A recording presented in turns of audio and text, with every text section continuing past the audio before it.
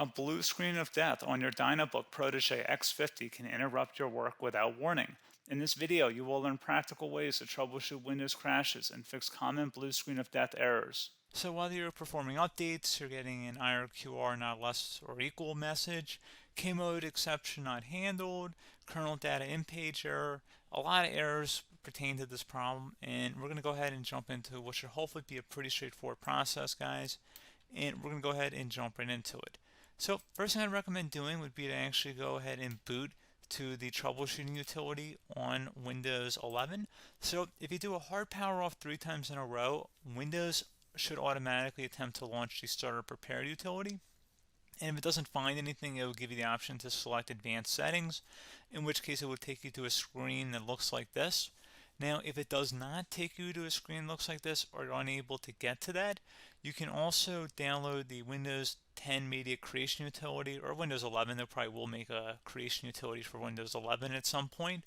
And it doesn't really matter, you can actually run the Windows 10 utility on Windows 11 as far as I'm aware. And you should be able to run the troubleshooting utilities built in within it. So you just would go ahead and download it to an ISO file and then burn it to a DVD or USB. It'd have to be about 4 gigabytes or more. It couldn't be a small USB flash drive, and it couldn't be a CD. It'd have to be a DVD. And then you boot your computer from it. So depending on the computer manufacturer, you'd have to tap a different key on your keyboard in order to launch that menu, in order to select what boot drive you want to go off of. So it could be anything between the escape key, F2, F8, F12, for example. And those are the function keys on the top of your keyboard. So you may have to just do a little bit of trial and error. Shouldn't take you more than a couple minutes. Googling it would probably be best before you even begin. But anyway, we're ready to go ahead and jump right into it. So we're on the choose an option page. So these will look very similar whether you're booting from it directly within Windows itself, or if you're plugged in a USB flash drive with the media creation utility installed and you selected the recovery option. So when you are setting up your Windows 11 installation or Windows 10, depending on the drive you're using, there should be an option to repair your computer in the bottom left corner of the dialog window, one of the first screens that comes up. You go ahead and select that, and then it would take you to a troubleshooting screen like you see here. And you want to go ahead and select troubleshoot, reset your PC, or see advanced options. And then there are going to be a whole bunch of options in here that we're going to explore in today's video. The first one, we're going to actually go underneath advanced options and then select startup prepare, fix problems that keep Windows from loading. So go ahead and select that first.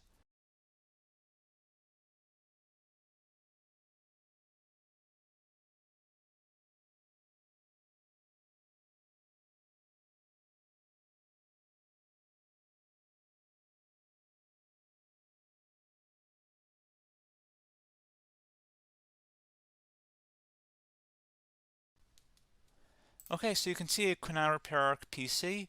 That was our first option we could try. Something else, if we go back into advanced options here and then select troubleshoot, we're going to go underneath advanced options again. You can go ahead and actually access safe mode by selecting startup settings. And then if you select the restart button, you have the option on the screen select safe mode with networking, which will give you a key on the screen. It'll tell you which key to press to enter that. I believe it's the F7 key. It'll do that for you. I'm not going to go over that in today's tutorial because I don't really want to go into safe mode, but you're more than welcome to attempt that by going into here and then selecting restart. Again, it'll launch another screen. It'll say what key do you want to press, and it'll give you like 7 or 8 different options, and you want to select safe mode with networking. There's also an option for a command prompt too, but that's going to be something we're going to cover later in this video, and we don't even have to go through that in order to access it. So that's why I'm not going to really push for that, because unless you know exactly what's causing the problem, you probably don't need to go into safe mode. Unless you're trying to recover files, in which case then you definitely can go into safe mode, but we're trying to actually recover our computer here. So I hope that makes sense. Something else we can also try here as well would be to uninstall updates, remove recently installed quality or feature updates from Windows. So if you go ahead and select that, you can uninstall the latest quality updates, which generally is the more day-to-day updates. Feature updates are the less regularly released ones, like the big ones.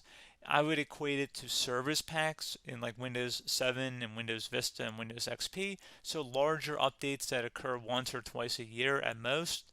And the quality updates are more just a regular update. So probably obviously depend. It'll take longer if you're going to try and uninstall the latest feature update versus quality update, and maybe you don't need to go back that far. So just giving you guys a couple of pointers with that. Something else you can also look at here, and we're going to jump into the command prompt in a little bit, but you can select System Restore, which will use a restore point recorded on your PC to restore Windows. And this is something I would highly recommend here, guys. So select Next. Assuming you have a restore point saved on your computer, you go ahead and select the most recently created one, and you'll select Next, and then you'll select the drive. You shouldn't actually have to select the drive. You can scan for affected programs, but we're going to keep it all default here, and then we're going to select Finish. So once started, System Restore cannot be interrupted. Do you want to continue? I think we're going to select yes. I don't think we have anything better to do on our computer right now, so just give it a moment here to initialize. It will take a couple minutes to run, obviously depending on how large your hard drive is and how much is saved on the System Restore point. So just give it a couple minutes here.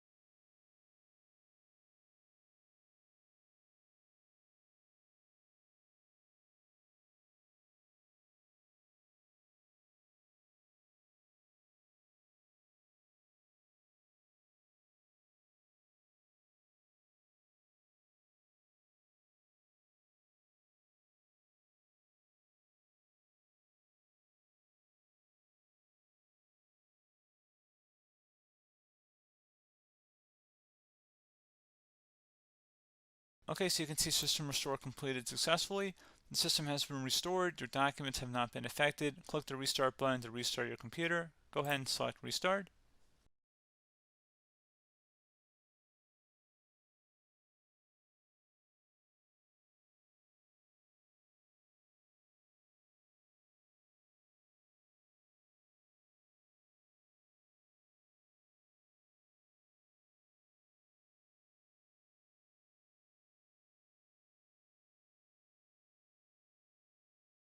Okay, so you can see the system has been restored successfully. We're going to go over a couple different methods in addition to that if that did not work. So I'm just going to pause the video and we're going to start back on the recovery screen that we started with. Okay, so a couple other things we can try here too. If you go back into troubleshoot, you can select reset your PC, let you choose to keep or remove your personal files and then reinstalls Windows. You can select to keep my files, which will remove apps and settings but keeps your personal files. You can also select remove everything, which will remove all of your personal files, apps, and settings. So this is more of a factory reset, the second option here. First option, it should not delete all of your personal files. However, it will pretty much clear most of your programs. And keep in mind, there's no guarantee that your information, number one, is even still available and easily recoverable on your computer to the point that you actually would be able to recover anything. And the second point is that there's always a chance that it won't actually recover and it will just do a factory reset anyway. So there's no guarantee that actually would keep your files anyway. So I would recommend trying to get a recovery tool and backing that up first before selecting it anyway.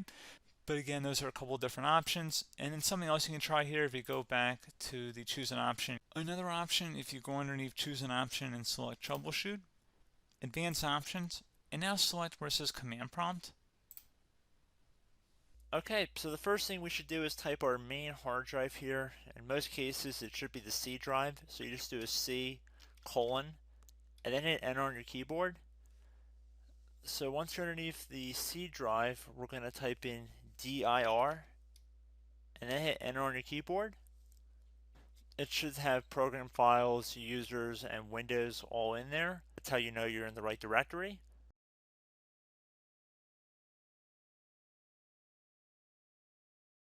In some cases, it might be the D drive as well, so just keep that in mind.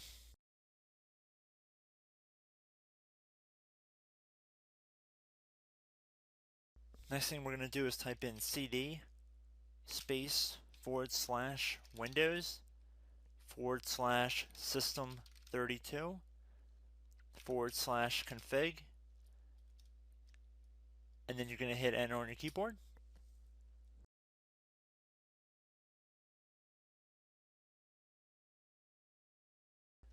So now you're going to type md space backup. If you've seen other tutorials, it might also say to put down md backup.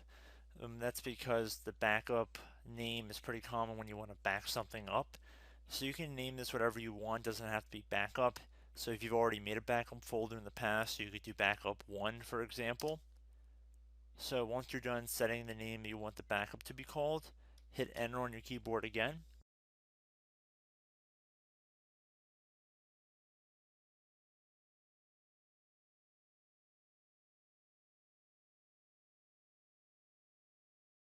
At this point you want to type copy, C-O-P-Y, space, then you want to do the star symbol above the 8 key, then do a period or a dot, whatever you want to call it, then another star sign, and then another space, and then type backup, and then hit enter on your keyboard.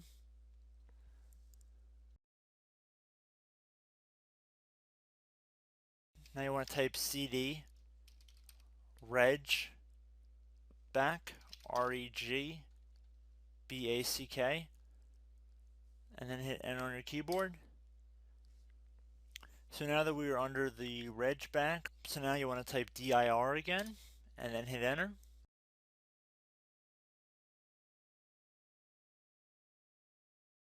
So now at this point we're going to type copy again. So copy, space, star sign, dot, another star sign, space, and then 2 dots. So we're going to type copy, space, star sign, dot, sign,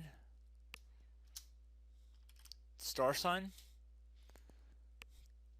dot, dot, and then hit enter on your keyboard again. So for overwrite, you want to overwrite all.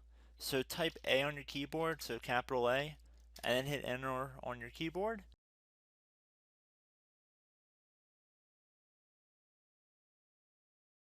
So at this point you should be good to go. You can close out of the command prompt window, and if you accidentally continue to Windows 10 you should be all set.